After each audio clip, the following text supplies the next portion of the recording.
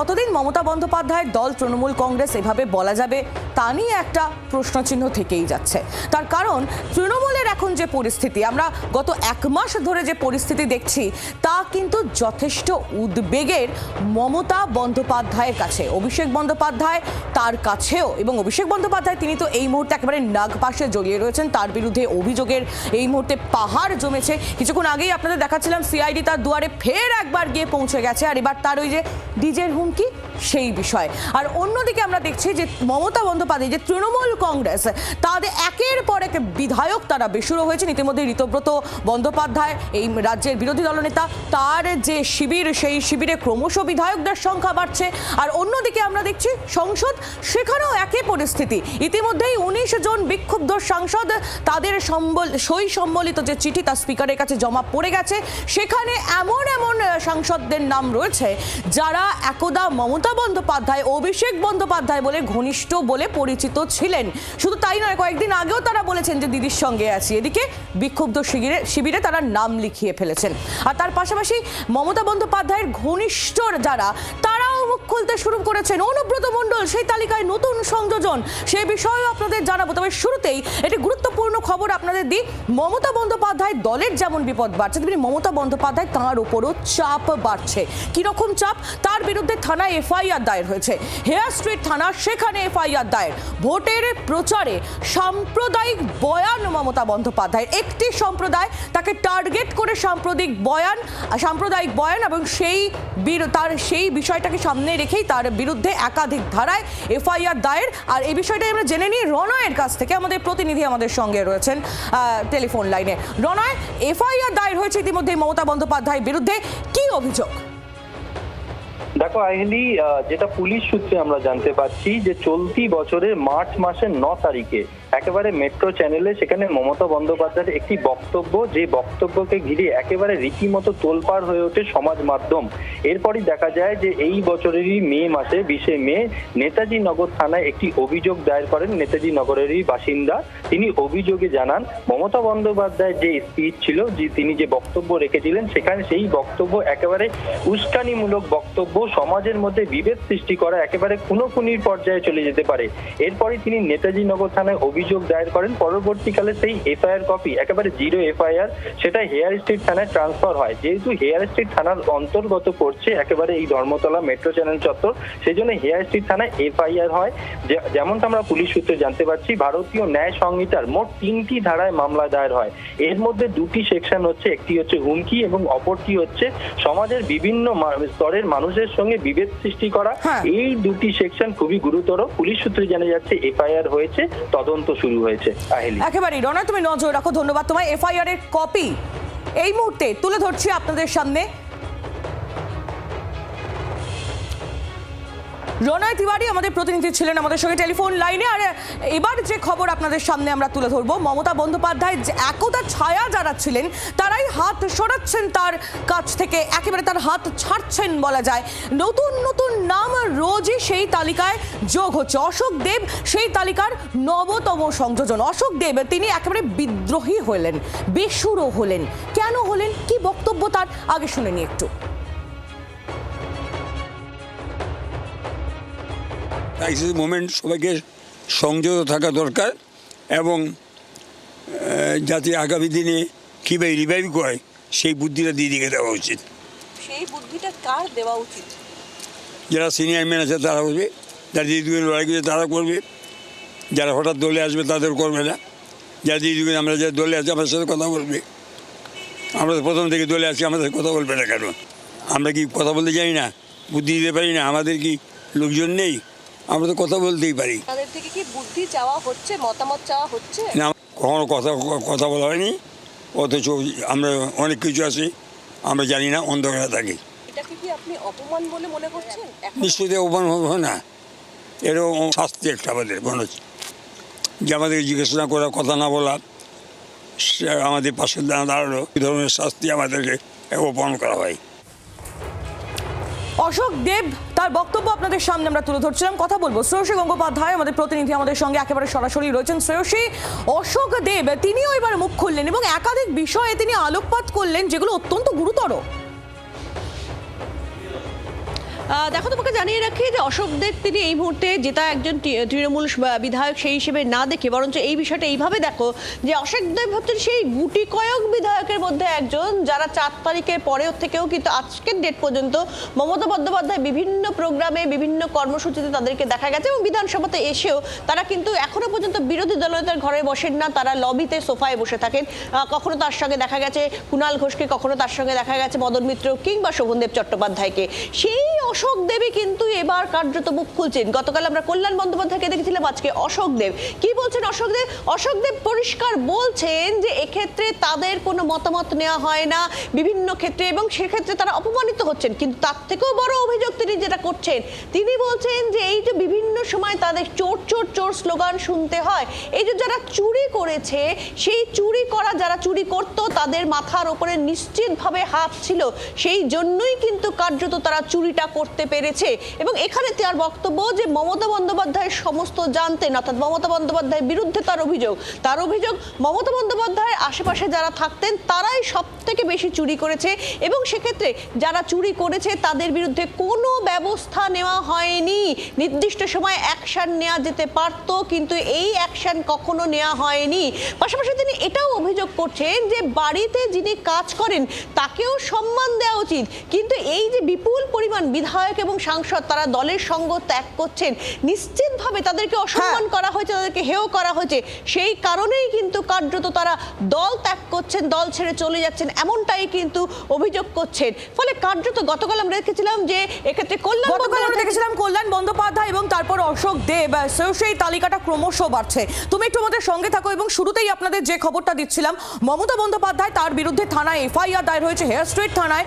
ভোটের প্রচারে সাম্প্রদায়িক বয়ান, মমতা বন্দ্যোপাধ্যায় একটি সম্প্রদায়কে টার্গেট করে তিনি বয়ান দিয়েছেন এবং সেই বয়ানকে সামনে রেখেই তার বিরুদ্ধে একাধিক ধারায় এফআইআর দায়ের হয়েছে। যিনি এই অভিযোগ করেছেন তিনি এই মুহূর্তে জি 24 ঘন্টা স্টুডিওয়ে আমাদের সঙ্গে রয়েছেন। আমি শুরুতেই আপনার কাছে জানতে চাইবো পার্থবাবু, যে আপনি যে এই যে এফআইআরটা করলেন, ঠিক এক্স্যাক্টলি কি কারণ, কেন আপনি এই স্টেপটা নিলেন? আমার নাম হচ্ছে তুষার দাস। তুষারবাবু, মাফ হ্যাঁ, করবেন। কোনো অসুবিধা নেই, তুষার দাস। এটা করলাম কারণ দেখুন, এটা তো সবাই জানে, এটা তো নতুন কিছু নয় যে উনি এরকম একটা সাম্প্রদায়িক স্টেটমেন্ট দিয়েছেন এবং এই স্টেটমেন্টটা কতটা ভয়ানক এটার জন্য রক্তগঙ্গা বইতে পারে, দাঙ্গা লাগতে পারে। তো এরকম একটা স্টেটমেন্ট একজন একটা পার্টির, রেসপন্সিবল পার্টির সুপ্রিমো হয়ে বা আপনি ধরে নিন একজন মুখ্যমন্ত্রী হয়ে, উনি শুধুমাত্র মুখ্যমন্ত্রী নন, উনি কিন্তু আমাদের দেশেরও একজন নেত্রী, কারণ উনি খুবই রেপুটেড। তো এরকম একজন নেত্রী কী করে এই ধরনের একটা বয়ানবাজি করেন খালি ভোট পাওয়ার জন্য, যে একটা সম্প্রদায় আছে, সেই সম্প্রদায় আমি আছি বলে আপনারা সবাই ভালো আছেন, এবং যদি সেই সম্প্রদায়টা একবার ঘিরে ফেলে বা একত্রিত হয়ে যায় তো আপনাদের 12টা কি আপনাদের 13টাও বাজিয়ে দিতে পারে। What nonsense is this, what nonsense! এই ধরনের কথাবার্তা কী করে উনি বলতে পারেন? একটা রেসপন্সিবল ভূমিকা উনি পালন করছেন। আজকে একটা ছোট বাচ্চা, সেও আমার মনে হয় এই ধরনের কমিউনাল কথাবার্তা বলবে না, কিন্তু উনি বলে ফেললেন। আরে ভাই, ভোট পাওয়ার দরকার আছে তো বেশ ভালো আছে, তার জন্য অনেক রাস্তা আছে। তাহলে আপনি দাঙ্গা বাঁধিয়ে দেবেন, অশান্তি করিয়ে দেবেন, সমাজে শহরের মধ্যে দাঙ্গা লাগিয়ে দেবেন, রক্তগঙ্গা বইয়ে দেবেন। What is this? ভয় পাওয়াচ্ছেন আমাদেরকে ভয় পাওয়াচ্ছে যে ওরা আসবে, ওরা এসে আমাদেরকে মেরে ফেলবে, আমরা মরে যাব। অসম্ভব। আপনাকে কৈফিয়ত দিতে হবে। আমি যখন এফআইআরটা করেছি, আপনাকে কৈফিয়ত দিতে হবে কোন সে কমিউনিটি এবং কাদেরকে মেরে ফেলবে। আপনি বলবেন, আপনার মুখ দিয়ে আমরা শুনতে চাই। আপনি চান যে মমতা বন্দ্যোপাধ্যায় তিনি এটা বলুন যে উনি কাদের কথা বলে বোঝাতে চেয়েছে, তাই তো? এক্স্যাক্টলি। শুধু তাই না, উনি আরেকটা কথা বলেছেন যে বিজেপির কি উস্কানিমূলক বা এরকম ধরনের একটা কথা উনি বলেছেন যে ওতে পা দেবেন না। কিসের উস্কানি? সে উস্কানিটা উনি বলতে হবে, কি উস্কানি দিয়েছে বলুক, আমরা সবাই জানতে চাই, উনি জানান আমাদেরকে। মমতা বন্দ্যোপাধ্যায়ের আগেও একাধিক বক্তব্য, সেই বক্তব্যকে সামনে রেখে তার বিরুদ্ধে অভিযোগ দায়ের হয়েছে। আমরা দেখেছিলাম শিলিগুড়িতে ইতিমধ্যে অভিযোগ দায়ের হয়েছে। আপনি যে অভিযোগ করলেন তার সঙ্গে আগের অভিযোগগুলোর কি পার্থক্য, তুষারবাবু? দেখুন, আমি তো ওইভাবে তো বিচার বিবেচনা করিনি, তবে আমি এইটুকু জানি এটা সবচাইতে ভোলাটাইল, সবথেকে খতরনাক, সবথেকে নিন্দনীয় একটা বয়ান উনি দিয়েছেন।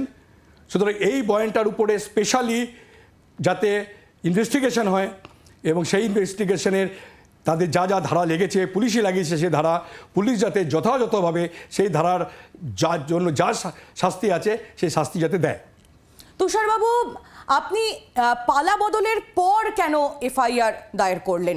এর আগের বক্তব্য এটা মমতা বন্দ্যোপাধ্যায়ের, তখন আপনি পুলিশে জানানোর চেষ্টা করেননি? আচ্ছা, পালা বদলের তো পরের কথা, ইলেকশনের আগে বললে বোধ হয় একটু বেটার হবে। দেখুন, ইলেকশনের আগেই উনি বয়ানটা দিয়েছিলেন এবং তখন তো উনি জানেন যে উনি তো 230টা পেয়ে যাচ্ছেন ভোট, সেই জন্য উনি কাউকে কেয়ার করেন না, কে বিজেপি, কে সিপিএম, কে কি, কাউকে ওনার, কে কংগ্রেস, কাউকে উনি কিছু মানেন না, কারণ উনি জানেন উনি জিতবেন। সুতরাং উনি যাই বলুক না কেন, ওনার এগেনস্টে অন্তর্পক্ষে কলকাতা পুলিশ বা পশ্চিমবঙ্গ পুলিশ কোনো কগনিজেন্স নেবে না। উনি জানতেন না যে উনি হারতে বসেছেন বা হারতে চলেছেন। যারা জানা তারা জানে, বাট উনি জানতেন না।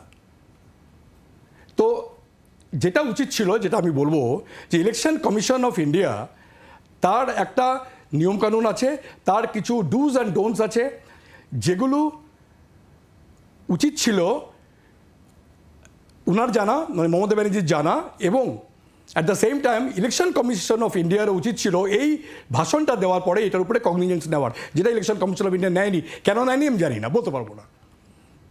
কিন্তু ইন দ্য মিন টাইম ভোটটা হয়ে গেল, রেজাল্টও বেরিয়ে গেল। এবার আমি দেখলাম যে কিছুদিন আমি ওয়েটও করলাম যে দেখি এটা উপরে মানে সরকারিভাবে কোনো রকম কিছু স্টেপ নেওয়া হয় কি না। তা আমি দেখলাম কেউ কোনো স্টেপ নিচ্ছে না। আমার মনে হলো, being a citizen of India, পশ্চিমবঙ্গবাসী, কলকাতায় জন্ম, আমার মনে হলো যে এটা আমার করা উচিত। আমার মন বলেছে, আমার বিবেক বলেছে, আমি করেছি। আপনার কি মনে হয় যে আপনি যে পদক্ষেপটা নিয়েছেন সেই পদক্ষেপ নেওয়ার পর সরকারের তরফ থেকে আপনি সাহায্য পাবেন এবং পুলিশ প্রশাসন আপনাকে সাহায্য করবে এই বিষয়ে? দেখুন, আমি জানি না, কারণ কোনো গুপ্ত আততায়ী কখনো যদি আমাকে কিছু করে ফেলে, যেহেতু আমি এটা করেছি, আমি জানি maybe my life is at stake, হতে পারে এটা। তবে সরকার কিছু ব্যবস্থা করবে কি করবে না আমি সেটা বলতে পারছি না। আমার বিবেক যেটা বলেছে, সারা জীবন আমার বিবেকের উপর দিয়ে চলি, আমার বিবেক যেটা বলেছে এটা একদম মানে কগনিজেবল অফেন্স, খুব অন্যায় কথা উনি বলেছেন, পাবলিকলি বলেছেন, অন রেকর্ড উনি বলেছেন, তার বিচার হওয়া উচিত, তাই আমি মনে করি। তুষারবাবু, আমি আরো স্পেসিফিকভাবে আপনার কাছে জানতে চাইবো একটু, যে আপনি যে অভিযোগটা করেছেন হেয়ার স্ট্রিট থানায়, ঠিক কোন কোন বিষয়ে আপনি মেনলি হাইলাইট করেছেন? দেখুন, ওর মধ্যে যেটা রয়েছে তাতে আমি বলেছিলাম যে আপনি ধারাগুলো, আমার এক্ষুনি এই মুহূর্তে না সবকটা পয়েন্ট মনে নেই, যে আমার একটু অসুবিধা হচ্ছে এটা। বেশ যতটুকু আপনার মনে আছে। তো ওইটাই যে স্পেসিফিক্যালি যেটা জানতে চেয়েছিলাম যে আচ্ছা, ওখানে 3টে ব্যাপার উনি উজ্জ্ব রেখেছেন। সে উজ্জ্বটা আগে বলি। 1 নম্বর হচ্ছে যে কমিউনিটি মেনশন করেননি, কোন কমিউনিটি মার খাবে সেই কমিউনিটি মানে উনি উজ্জ্ব রেখেছেন। আর 3 নম্বর, বিজেপি সম্পর্কে উনি বলেছেন যে বিজেপির প্ররোচনায় পা দেবে না। কিসের প্ররোচনা, কী প্ররোচনা, সেটাও একটু উনি বললে আমাদের পক্ষে একটু ভালো হয়, আমরা সাধারণ মানুষ এটি জানতে পারি, বুঝতে পারি। আপনি কি সরকারের কাছ থেকে কোনো সাহায্য প্রার্থনা করবেন, মানে আপনার নিজের তরফ থেকে আপনি কি জানাবেন? কারণ মমতা, আমরা জানি যে শুভেন্দু অধিকারী তিনি এখন জনতার দরবার করেন, তিনি সাধারণ মানুষের সঙ্গে দেখা করেন। আমি শুভেন্দু বাবুকে একটাই বলবো যে উনি আমাদের খুব প্রিয়জন এবং আমাদের রাজ্যের মুখ্যমন্ত্রী, তো একটু দেখবেন যাতে মারধর না খাই আর কি। আপনি কি ভয় পাচ্ছেন যে আপনাকে মারধর করা হতে পারে? পেলে তো আমি তো এটা করতামই না, ভয় আমি পাচ্ছি না, কিন্তু কিছুই অসম্ভব নয়। আশঙ্কা করছেন? আশঙ্কা করছি। নিরাপত্তা চাইছেন? পেলে ভালো হয়। মানে আশঙ্কা একটা থেকেই যাচ্ছে, এটা আশঙ্কার জায়গা থেকেই যাচ্ছে। বিকজ আমি যে কাজটা করেছি, কারণ প্রাক্তন মুখ্যমন্ত্রী, তার এগেনস্টে এফআইআর করেছি, সুতরাং আমি জানি এটার প্রস এন্ড কনস কী হতে পারে, তো সেটা জেনেই আমি করেছি। পুলিশের কাছ থেকে কেমন সুবিধা পাচ্ছেন? মানে পুলিশ সবভাবে সহযোগিতা করছে আপনাকে? না, পুলিশ যদি সহযোগিতা করতো তাহলে যে ধারাগুলো লেগেছে বা আমি যে কমপ্লেনটা করেছি, মানে হেড স্পিচ, কমিউনাল স্পিচ, তার এগেনস্টে আমি যতটুকু পড়াশোনা করেছি, আমি যে লয়ার নই, তবে আমি যতটুকু পড়াশোনা করেছি, 48 ঘন্টার মধ্যে এফআইআর হওয়া উচিত ছিল, কিন্তু এফআইআর হয়নি। এফআইআর আমি লোকাল পুলিশ স্টেশনের ওসিকে 2-4 বার 5 বার ফোন করেছি, কখনো উনি লাইন কেটে দিয়েছেন, কখনো কথা বলেছেন, কিন্তু উনি বলছেন আমার সিনিয়র অথরিটি যা ডিসিশন নেবে তাই হবে। আমি 4-5 দিন 6 দিন পরে আমি ডিসিকে ইমেল করলাম, কমিশনার অফ পুলিশকে ইমেল করলাম, নো রিপ্লাই। তো আই থট কি বোধহয় এখানে কোনো প্রোটোকল থাকে যে কেউ যদি কিছু চিঠি পাঠায় তার একটা উত্তর আসবে, but there was no reply. তারপর আপনি কি সশরীরে গেলেন? আলটিমেটলি 6 তারিখে গিয়ে যখন আমি ফোন করলাম ডিসিকে রাত্রিবেলা করে, তখন উনি অচানক আমার ফোনটা ধরলেন। ধরার পর উনি বললেন যে হ্যাঁ আমি 0 এফআইআর করে দিয়েছি, কিন্তু আমি দেখলাম এফআইআরটা কিন্তু হয়েছে 7 তারিখের ডেটে। তার মানে আমার সাথে কথা বলার পরে উনি ডিসিশন নিয়েছেন যে না এটা বোধহয় আমার এবার করে ফেলা উচিত, তো উনি করেছেন। যাই হোক, সেই ডিসি তো এখন নেই, উনি বোধহয় অন্য কোথাও ট্রান্সফার হয়ে গেছেন। আপনি এফআইআর হয়ে গিয়েছে, ধারাও লেগে গিয়েছে, এর পরবর্তী কি ভাবছেন? কারণ মমতা বন্দ্যোপাধ্যায় তিনি এই রাজ্যের প্রাক্তন মুখ্যমন্ত্রী, তার বিরুদ্ধে আপনি থানায় এফআইআর দায়ের করেছেন। সুতরাং মমতা বন্দ্যোপাধ্যায় তার যে দেখুন, ধার এবং ভার, আমি আপনার প্রশ্ন বুঝে গেছি। হ্যাঁ, উনি একটা সাধারণ নাগরিক, এটা মাথায় রাখতে হবে। উনি মুখ্যমন্ত্রী হলেও উনি একজন সাধারণ নাগরিক। উনি হয়তো একটা পোর্টফোলিও হোল্ড করেন, মানুষ তাকে রায় দিয়েছে, তার জন্য গিয়ে উনি মুখ্যমন্ত্রী হয়েছেন। উনি নিজে নিজে মুখ্যমন্ত্রী হয়নি। এবারে মানুষ রায় দিয়েছে, যখন উনি যখন মুখ্যমন্ত্রী হয়েছেন তার দায়িত্ব অনেক বেড়ে গেছে। সেরকম ছেড়ে খেলামি কথা বলতে পারে না, কখনো বলতে পারে না। অর্থাৎ আপনি বদ্ধপরিকর যে মমতা বন্দ্যোপাধ্যায়ের কাছ থেকে আপনি উত্তর পেয়েই ছাড়বেন, তাই তো? অবশ্যই উত্তর তো ওনাকে দিতেই হবে। এফআইআর যখন হয়েছে ওনার এগেনস্টে, ওনার কাছে তো নিশ্চয়ই পুলিশ যাবে, গিয়ে জিজ্ঞাসাবাদ করবে, এবং জিজ্ঞাসাবাদ করার পরে উনি জানাবেন মমতা বন্দ্যোপাধ্যায়ের যে বিরুদ্ধে কেন উনি বলেছেন, কি পরিপ্রেক্ষিতে বলেছেন, কি উনাকে কম্পেল করেছিল বলার জন্য, এটা বলতে হবে। কম্পেল করেছিল কিছু বলার জন্য বলে মনে হয়? মানে ইনি এই যে স্টেটমেন্টটা দিলেন, এই ধরনের একটা কমিউনাল স্টেটমেন্ট দিলেন, তার জন্য উনাকে কি কম্পেল করেছে যার জন্য ওকে বলতে বাধ্য হলো? আমরা জানি কি কম্পেল করেছে, সেটা হচ্ছে ভোট চাই উনার। তো ভোট চাই বলে কি উনি যা ইচ্ছা তাই বলবেন? এর আগে মমতা বন্দ্যোপাধ্যায়ের বিরুদ্ধে যিনি অভিযোগ দায়ের করেছিলেন শিলিগুড়িতে, আপনি কি তার সঙ্গে কোনো যোগাযোগ না, করেছিলেন? আমি তাকে চিনি না। আপনি সম্পূর্ণ নিজের উদ্যোগে এটি করেছেন? অ্যাবসলিউটলি। আচ্ছা, যে সম্প্রদায়কে টার্গেট করে মমতা বন্দ্যোপাধ্যায় কথা বলেছেন এবং তাতে কি থ্রেট ফিল করেই আপনার এই এফআইআর? দেখুন, আমার পারসেপশনের কথা আমি বলতে পারি, কিন্তু আমি তো বলতে পারবো না যে উনার মনের মধ্যে কি ছিল। আমার পারসেপশন, উনি হিন্দুদেরকে টার্গেটের কথা বলেছেন অন্য একটা সম্প্রদায়ের মাধ্যমে। তাই বিং এ হিন্দু, আমার তো মনে হয় যে আমার কমিউনিটি, আমার রিলিজনের লোক, হ্যাঁ, তাদের যদি কোনো রকম প্রবলেম হয় সেটা আমার প্রবলেম। মমতা বন্দ্যোপাধ্যায়ের বিরুদ্ধে যে ধারাগুলি পুলিশে দিয়েছে সেই ধারাগুলিতে আপনি সন্তুষ্ট? দেখুন, আমি তো আইন বিশেষজ্ঞ নই, আপনি কিছুটা তবে আমার পড়াশোনা মনে হয় করেছেন যতটুকু আমি বললেন। পড়াশোনা করেছি এই ধারাগুলি লাগা উচিত। তো সেই ধারাগুলি যথেষ্ট, এছাড়া আপনার মনে হয় আর কিছু অ্যাড করা উচিত? বা সেটা আইন বলতে পারবে, পুলিশ বলতে পারবে, আমি বলতে পারবো না। বেশ, ধন্যবাদ আপনাকে, অনেক ধন্যবাদ আমাদের সঙ্গে সরাসরি থাকার জন্য, জি 24 ঘন্টা স্টুডিওতে আসার জন্য। তুষার কান্তি দাস, তিনি একেবারে সরাসরি স্টুডিওতে আমাদের সঙ্গে ছিলেন এবং মমতা বন্দ্যোপাধ্যায়ের বিরুদ্ধে তিনি হেয়ার স্ট্রিট থানায় এফআইআর দায়ের করেছেন।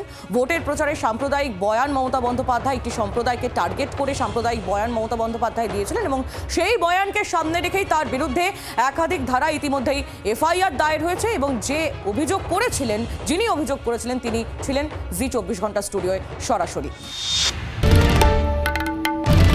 বাংলার আওয়াজ, বাঙালির আবেগ, জি 24 ঘন্টা।